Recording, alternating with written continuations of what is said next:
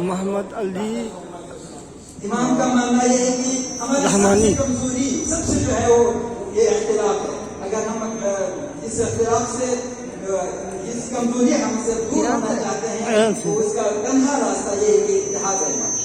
اسلامی که ما امیدوارم در انقلاب اسلامی زن به عنوان عنصر اساسی و پایه جایگاه برجسته‌ای دارد. इमाम के इनकलाब ने ये मुआरिफी किया है, लोगों को बताया कि औरतें जो है निज़ाम में जामिया में एक बहुत ही अहम बहुत ही आली मुकाम रखता है।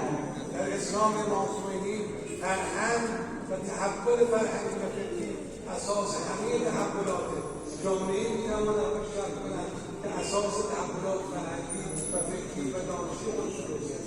इमाम का मानना यह है कि किसी भी जामिया का असासी चीज जो है उसका फरहंग है, कल्चर है, तहजीब है। जब तहजीब में तहव्वुल हो जाना, तहजीब में तगीर आ जाना, तमाम तहव्वुलात के लिए बेस बन सकता है दुनिया का। امروزه 43 سال از این انقلاب اسلامی گذشت. همه قدرت‌های شرق در تلاش بودند و هستند این انقلاب رو ثابت کنند، ولی به فضل خداوند متعال انقلاب هنوز باوریاست و بیش از گذشته زنده و پویاست. इनकलाब का 43 साल गुजर गया है। पूरी दुनिया इस कोशिश में था इस इनकलाब को खत्म करे, दबा दिया जाए, लेकिन खुदा के फजल से ये इनकलाब अभी तक बावजह है, जिंदा है और उसको गुज़श्ता सालों से भी बहुत ही मुहकम है।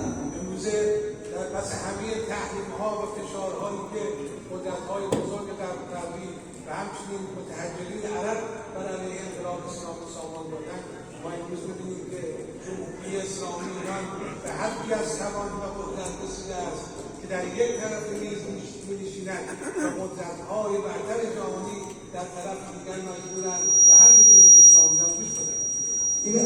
आज ईरान इतने इस्तेमाल की तरफ से जो सेंशन है, जो पाबंदी है, जो अरब ममालिक की तरफ से जो दुश्मनी है, इन सब के बावजूद आज ईरान इस कदर कुदरतमंद है कि पूरी दुनिया के ताकतवर ममालिक जो है मेज के एक तरफ और ईरान एक तरफ बैठकर वो मजबूर है आज ईरान की बातों को सुनने का।